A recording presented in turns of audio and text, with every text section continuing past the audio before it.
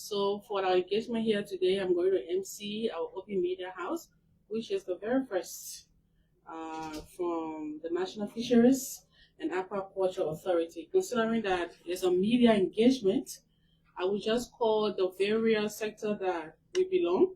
And if you just fall within that category, just do your best to wave to us so that we know the representations that we have in here for our engagement here today. May I see the hands of those from the print media? Thank you all very much. Thank you. We have the attendance log at the back, and we're going to follow it to know the institution you represent. We do not have the luxury of time, so we're not going around the room for introduction. Those of you from the digital media, the online platform, may I see your hands? Thank you very much. Thank you. See very interesting faces here today. Those of you from the radio stations as well, may I see your hands? Thank you. Thank you all very much. Thank you. Thank you for joining us here today. This inaugural edition of the Open Media House that is being initiated by the National Fisheries and Aquaculture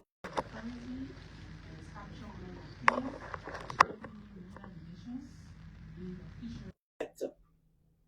So we'll kindly ask that you please follow as we go along. Those of you who have your gadget already prepared, please make sure that you have full access to what we're doing here, and the various links of institutions that are going live as well will be announced subsequently during our engagement here today. Today reflects NAFA's commitment to transparency, accountability, and stronger engagement with Liberia's media community as a strategic partner in promoting sustainable fisheries and aquaculture development. Our gathering here today, distinguished ladies and gentlemen, provides opportunity for shared recent institutional achievements, to discuss ongoing reforms here at NAFA, and also seeks to showcase investment opportunities within the sector.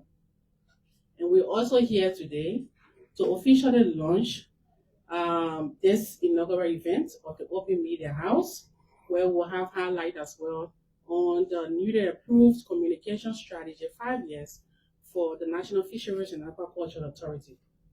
So today, participants and distinguished guests, you will hear presentations highlighting the purpose of why we are here today, the key outcomes from the most talked about National Fisheries Investment Conference, that is locally referred to as MONGEMA.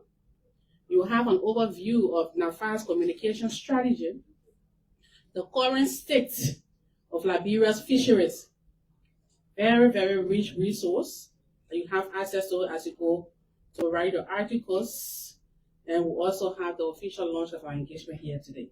I assume that we have all completed our registration formality as we commence our program. Our first speaker for today will provide us an insight about the vision, the objectives behind the establishment of the Open Media House. It is my pleasure to invite the Director of Communications and Media Services to deliver the purpose of today's event, Mr. Louis E. Kono. Thank you very much. It's an honor. And I would like to say welcome once again to NAFA. So the Open Media House purpose is intended to promote transparency, accountability, public awareness in Liberia's future sector. It's intended to have the media transmit what we're doing. The initiative focuses on bridging the information gap between NAFA and the public through targeted media engagement and strategic sector development.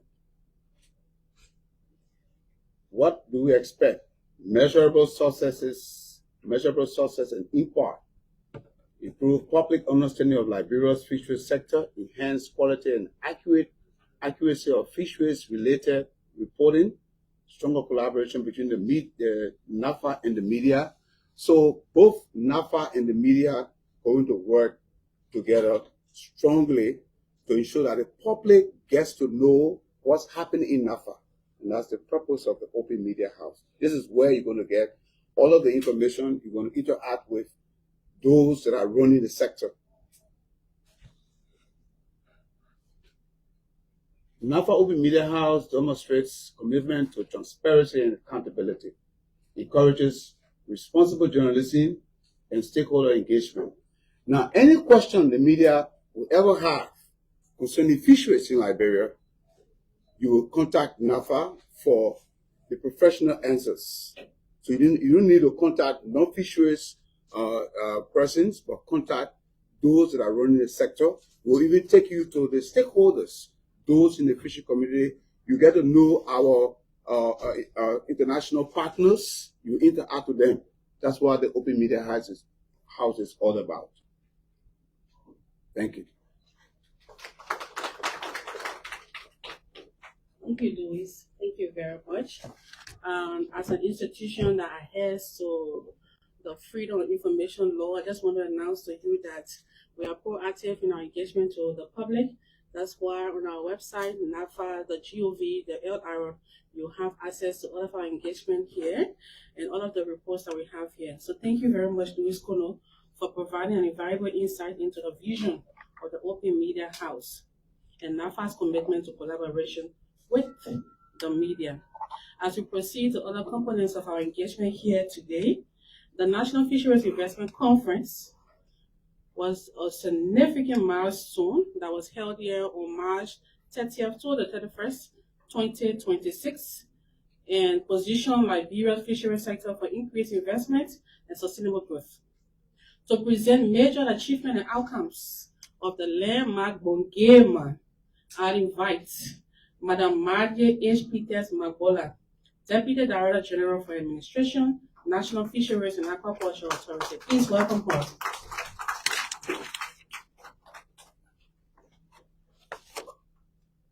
Good morning.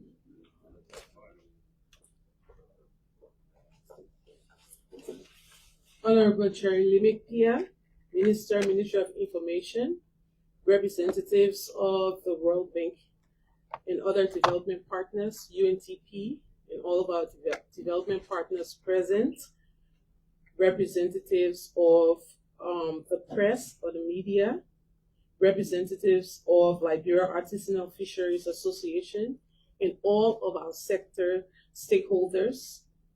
The National Fisheries and Aquaculture Authority welcomes you to our inaugural edition of the Open Media House. Today, we are launching a proactive collaboration with the media in an engagement that will give the public an insight of what we do here at NAFA. It is intended not just to connect you with NAFA as a leadership or an authority, but also to bridge the communication gap between the public, NAFA, and our stakeholders within the fisheries sector throughout Liberia. Today, for this meeting's edition, we're going to be discussing the gains of the landmark, as the MC calls it, the landmark Bongema.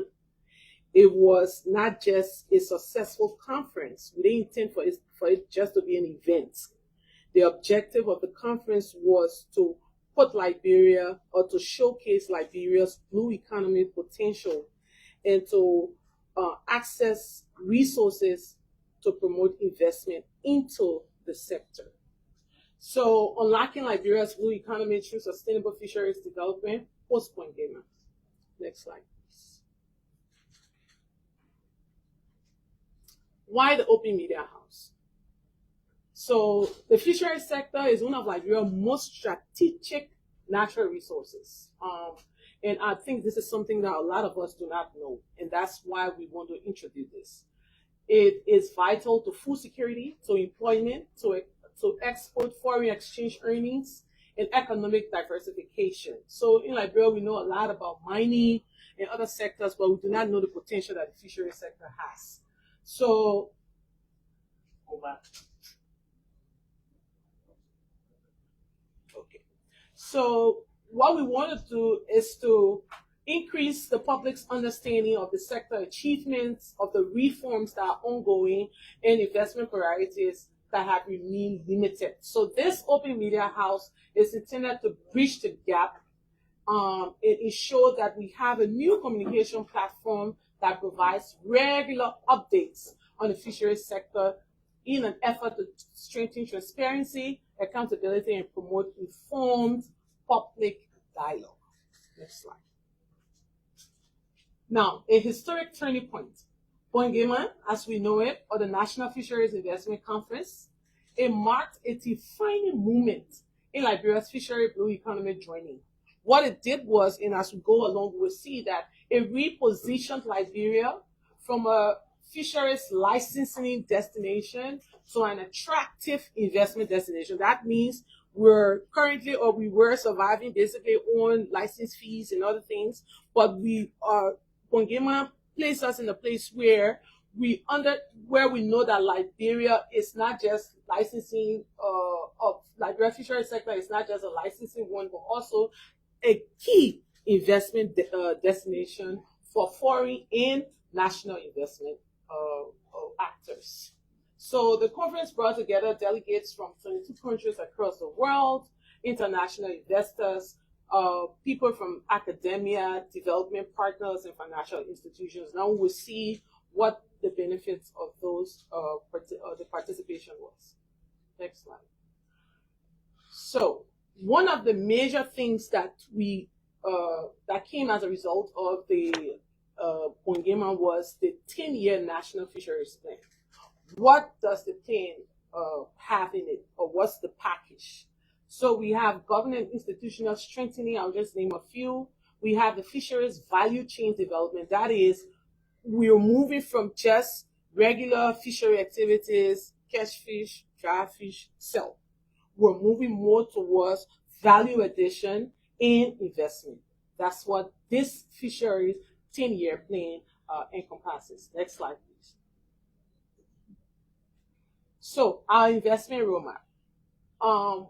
At the conference, we adopted the Blue Economy Investment Roadmap that establishes a practical framework that guides investment and policies across Liberia Blue Economy. So when we hear Liberia Blue Economy, we're talking about basically how Liberia benefits from her aquatic resources. That is the fish, whether it's aquaculture fish, whether it's marine fish, or whatever. How we benefit as a country from our aquatic resources is what we call the Blue Economy. So that roadmap prioritizes strategic investments and it strengthens public and private partnership. It provides the policy and guidelines for public and private partnership.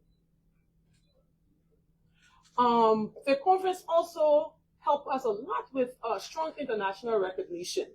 So recognition that makes us to emerge as a blue economy destination, that provided the platform for stronger diplomatic engagements, that also expanded our international cooperation. And in the next open house engagement, you will hear some of the benefits of these engagements and partnerships. Next slide.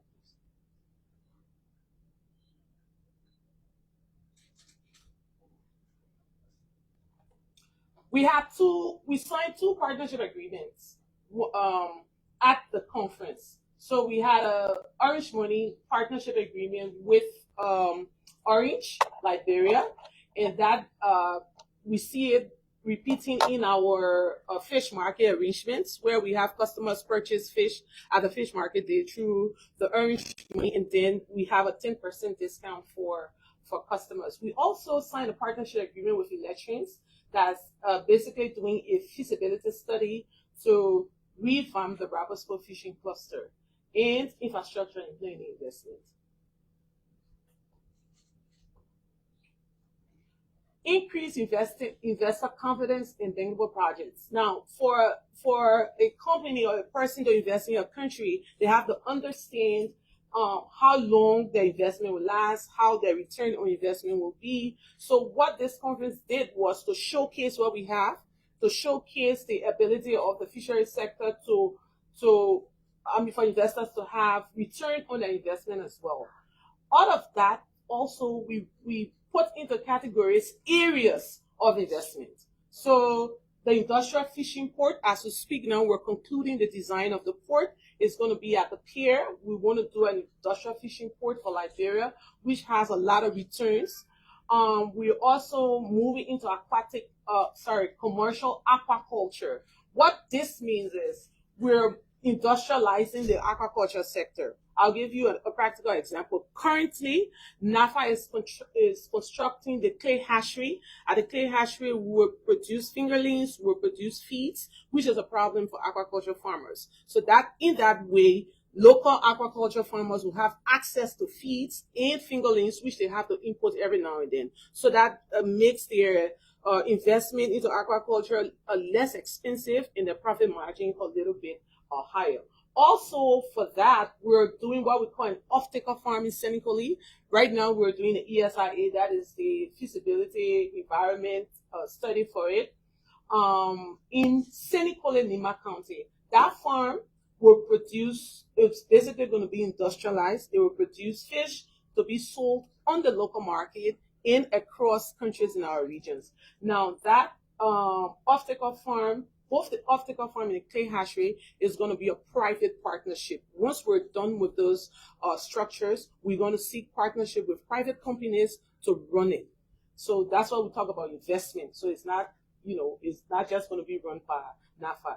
So also we're looking into getting modern fishing vessels. We have the Sea King, and we're looking to other options that we cannot speak about now because we're not completed the arrangements. Next slide. Okay, so I mentioned public-private partnership. So partnerships, we're building partnership across sectors. Partnership with government institutions, with development partners, international investors, commercial banks. Right now, we're doing a study with the commercial banks, basically access to finance studies for people in the fishery sector. That's what we're currently doing. Now, that will lead to a partnership roundtable to access opportunities for people in our fisheries sector to have access to finance from commercial banks or loan institutions. So those are some of the engagements we're undertaking.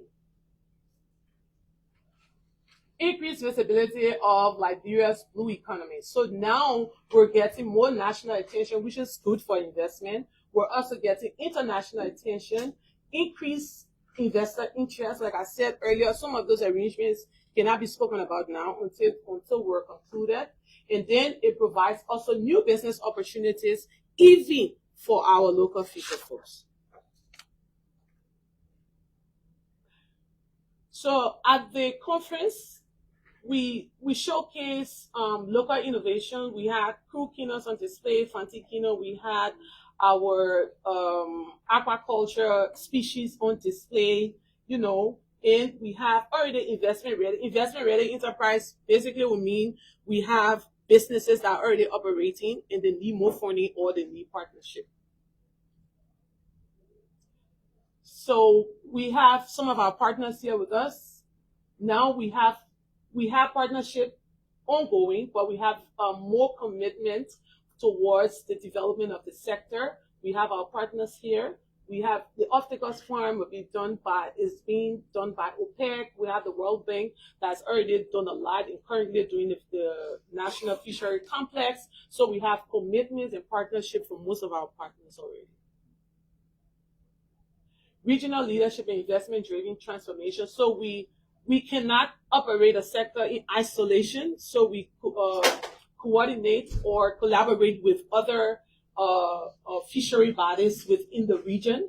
And basically, when we talk about investors' trust, combating illegal, unreported, and unregulated fishing is one thing that investors are concerned about, because this makes us to lose as a country, and investors lose if we have people fishing illegally. That means they do not pay the fees and the products are not sold the way they should be sold. So we're collaborating to combat IUU. We're also collaborating to form regional fisheries cooperation, harmonized fisheries management, because we know, like Joseph Berger said, that the Pokemon fish, they need visa, they can move around. So in order to manage them, we need collaboration within the region. Next slide, please. So today we're also going to be launching the NAFA's communication strategy. So as part of it, the Open Media House is a part of that strategy, but we also want to talk a little bit about Fish Market Day, which most of us already know because we've held 2 of those. But this Fish Market Day is going to be held in Buchanan as part of our decentralization process, and to ensure that local economies benefit from our initiatives. It's going to be held in Buchanan as part of the Independence Day celebration, and the promotion campaign is Fresh Cash Healthy Meals from the ocean to your plates. So, the Ocean Five support for policy reform, that is one of the outcomes that we are proud of. And currently, the steering committee has been organized, and we're working towards strengthening fisheries governance, that is reviewing the laws and regulations to meet international standards. It also includes institutional capacity building, and it also includes the ratification of the C-188 regulation. So the C-188 basically talks about labor within the fisheries sector. So, fisheries sector in Liberia, we are committed to ensure that it's not just viewed solely as a regulatory sector. We're driving this to ensure that it becomes a major source of economic transformation in Liberia. And these are our tools or strategies that we're going to use. And in the future, like I said, we're going to update you on practical progress as a result of these interventions. Thank you for being here today.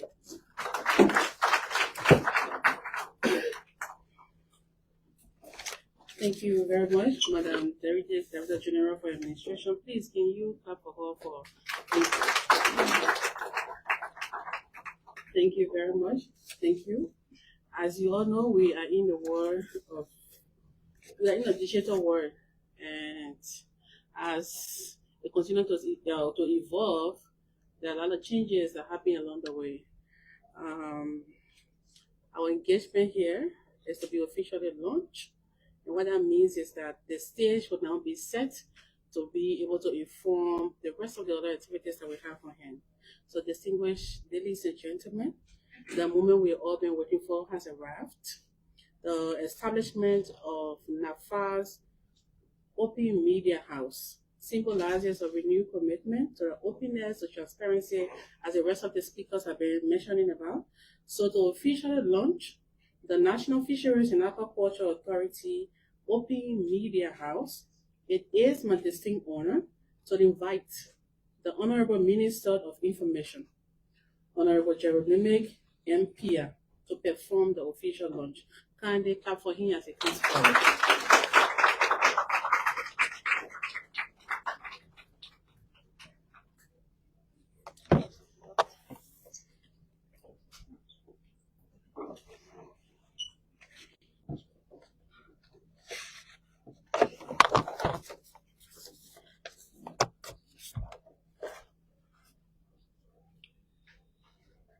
Madam Deputy Director General for Administration,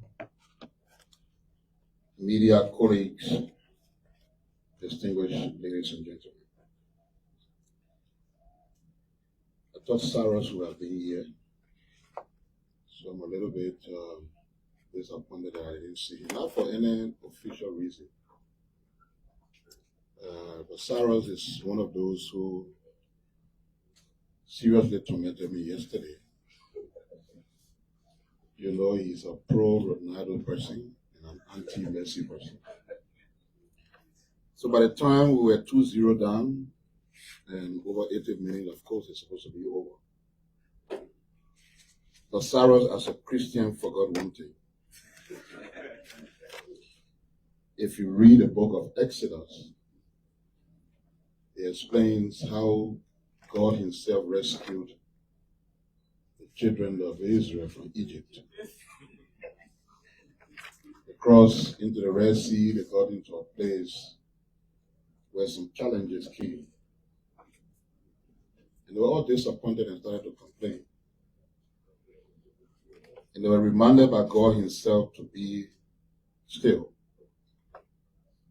and have faith.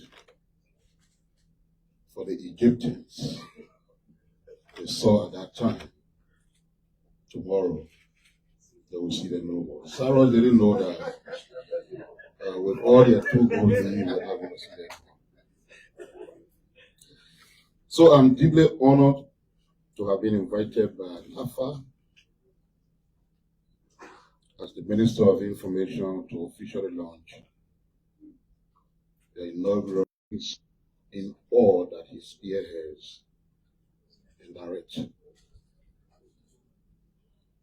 When President Bouazizi named him to head NAFA, he outlined to me personally his agenda for the transformation of NAFA that included communications with media relations inclusive. When the government of Liberia was designing the smallholder transformation and agribusiness revitalization project, Star P, at the Ministry of Agriculture, it was Cyrus, then the project coordinator, who insisted that it was agreed upon that a component on communications for development be included. That was the first time for communication to be visible in a development partner funded project in Liberia. These anecdotes of Director General Siwe clearly show that communications will take center stage at NAFA, which we all envisioned for Liberia's economic viability. Now let's look into the purpose for which we are here. Liberia is blessed with a coastline stretching more than 570 kilometers along the Atlantic Ocean. Our marine and coastal resources provide livelihood for thousands of Liberians, support food security, generate economic opportunities, and contribute significantly to national development. Yet, despite the importance of fisheries and the ocean sector, reporting on these has often received limited attention in mainstream media coverage. The press in Liberia, like most African countries, entirely focused on political and sports reporting, mainly. This trend should be diversified into other areas like reporting on the blue economy. Distinguished ladies and gentlemen, media friends, communications and media reporting on Liberia's blue economy are very important to unlock the economic potentials the sector has. So please permit me to outline 8 food for thought, where the media and communications can help to revive the fisheries sector. 1, promoting public awareness. Journalists can educate the public about the importance of marine resources, sustainable fishing practices, ocean conservation, and the economic opportunities available within the blue economy. Informed citizens are more likely to support policies that protect Liberia's marine environment. 2, supporting sustainable fishery management. Accurate media reporting helps highlight issues such as overfishing, illegal fishing, marine pollution, habitat destruction, amongst others. Media coverage can encourage responsible fishing practices and support government's efforts to sustainably manage fish stocks for future generations, enhancing transparency and accountability. Investigative journalism can expose illegal, unreported, and unregulated fishing activities that deprive Liberia of valuable revenue and threaten marine diversity. Media scrutiny helps ensure that fishery regulations are enforced and that public resources are managed responsibly. 4. Strengthening food security. Fish is a major source of protein for many Liberians. Journalists can raise awareness about threats to fish stocks and report on initiatives that improve fish production, preservation, and distribution, thereby contributing to national food security. 5. Encouraging investment in the blue economy. Effective reporting showcases opportunities in fishery, in aquaculture, in marine tourism, in marine transport, and ocean-based industries. Positive and accurate coverage can attract local and international investors interested in Liberia's marine sector. 6. Promoting climate change awareness. Liberia's coastal communities face challenges from climate change, including coastal erosion, sea level rise, changing fish migration patterns, etc. Ocean reporting helps communities understand these risks and support adaptations and resilience efforts. 7. Giving voice to coastal communities. Journalists can provide a platform for fishermen, fish processors, fish mongers, and coastal residents to share their experiences, their concerns, and recommendations.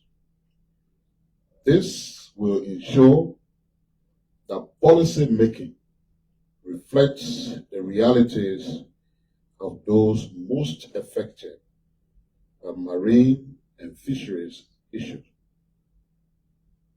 8.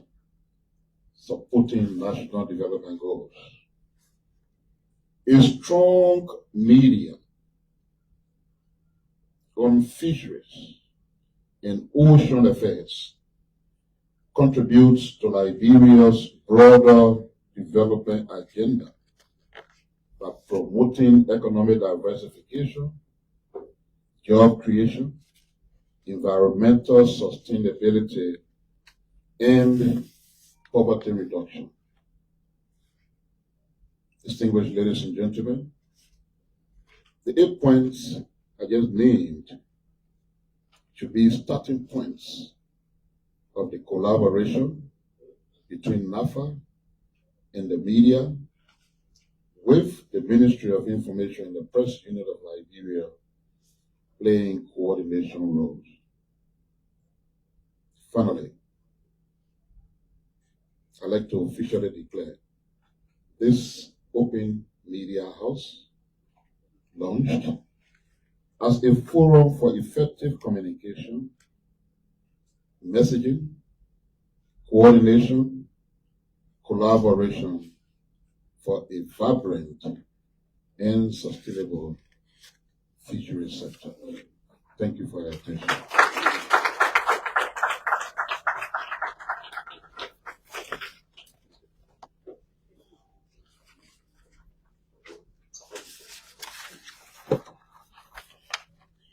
Ladies and gentlemen, please join me in giving our minister a well-deserved round of applause.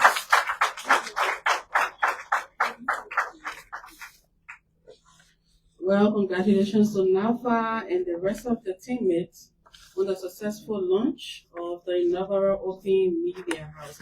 Shall we give another hand of applause for that?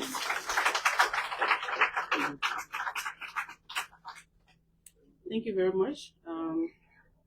Now that the stage has been set to continue our engagement here today, distinguished ladies and gentlemen, the state of the Liberian fisheries of 2025, understanding the current status of Liberia's fisheries sector is essential in shaping the future policy and investments. Today, we are about to deliver a presentation on the state of our fisheries sector for 2025. And this presentation and the rest of the other documents that inform this presentation, they are on nafa.gov.lr. We are open. That's why we get here for this open media. We're proactive. So please join me as we welcome Mr. Austin Sayway, Director of Research and Statistics, who will lead this presentation. Thank you. Thank you very much, Ruth. So I'll be giving the state of the Liberian fisheries sector. Let me go to the next slide. So this is my presentation outline. Next. So for 2025, as a glance, we look at the total production. We have the total production of 40,772 metric tons of fish that was produced locally. Out of this, we have 12% that was exported. And the total value based on the total production is 34.5 million. And of these production, 69.2% came from the artisanal fisheries, I mean the small scale fisheries. So our per capita consumption, that means the fish based on our population that one person can consume in a year, is around 10.4 kilogram. Last year it was around 8.47. So it has increased this year. That means there's a progress. And our net import taken from the total production is around 29.61%. That means we have our total productions, which means the consumption in those that have been exported. The net income, the net import is 29.61%. So the deficit that we have, that we think that can be offset metric ton. And from CBL report, 2025, fisheries contributed 28.1% to agricultural GDP. Next slide. So for the production, artisanal production was around 28,310 metric ton. Tuna was around 7,167 metric ton. And for industrial, we have industrial demersal fish, we have 5,296. And for our one-string vessels, we had around 119 metric ton. So artisanal accounted for 69.2% of the total production, tuna 17.5%, industrial 13.0%, and less than 1% for shrimps. Next slide. So if you look at our fish trade balance, you know that our annual inputs, the average inputs is around 25,000. But for 2024, there was a reduction in import. We had around 17,200 metric ton. So that shows that we have progress in production Because one of the things we try to do is to reduce input and increase production. That's what we are on. So we are on the right trajectory. So for our food security and nutrition, our consumption rate, I would say 65% of Liberia depend on fish for their national animal protein intake, that is from FAO, and 80% of Liberians rely on fish for a primary protein source. I would say our per capita consumption has increased to 10.4 kg, and that is our total production. Next slide. So for the state of our resources within our aquatic environment, we have assessment have been done, stock assessment has been done. In 2024, we have the Moroccan conducted stock assessment. We also have the FAO stock assessment that has been done, and we also have a stock assessment that was done by the Senegal Research Institute. Next slide. So for the assessment, in 2019, the total biomass, that means the total fish that was assumed to be in our waters from the EAS National Survey was around 74,000. Now you see that there is a difference between the EAS National and the 2024 Moroccan research. That is done because number one, do stock assessment, we do look at number of species. So for the EAS National, because the regional assessment, the number of species are limited.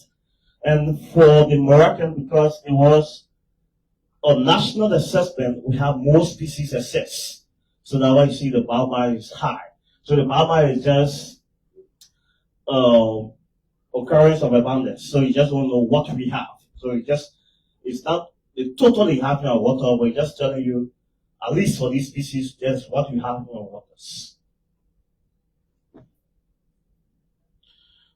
So for the health of our stocks, we say, if we look at the various species that we have, meaning for the shrimp species, but it is one of our lucrative fisheries. So you find out that the mean carpet length, that means if we average the length, you find out that we are you are sustainable managing the fisheries. That means it's actually exceed the first length of maturity. That means we are catching more mature fish than juvenile. That shows a good sign of our good fishery management practices. So we have some of the species that are in a good biological state. We have the Sardinella aurita and some other species. Boarding fish. Sorry. We have the boarding fish, we have the podio that is in good state, and also the shrimps. Sorry.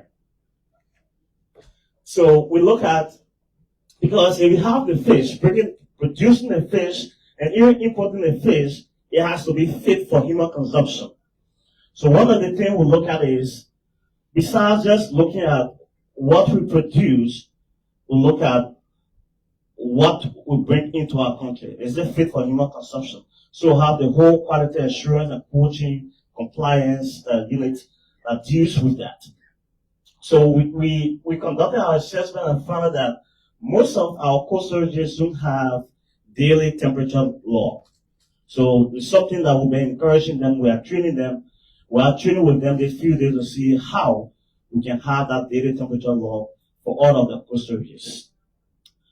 We found out that most of the products, because there are almost 100 plus 255 coastal regions around that we enumerated around, most of them, we don't trace where the fish come from. We know that most of them don't maintain their records. Or you know that they got their fish from maybe the BP coastal regions, some of them imported their fish. So maintenance of record is a problem. So 20%, only 20% can maintain their records. So we train them to make sure that all of their zero records are maintained. For the hygiene rates, we found out that 90% of them are in compliance. So that means the fish is actually safe for human consumption. Next slide. So for us, we think we also look at what we've done with aquaculture.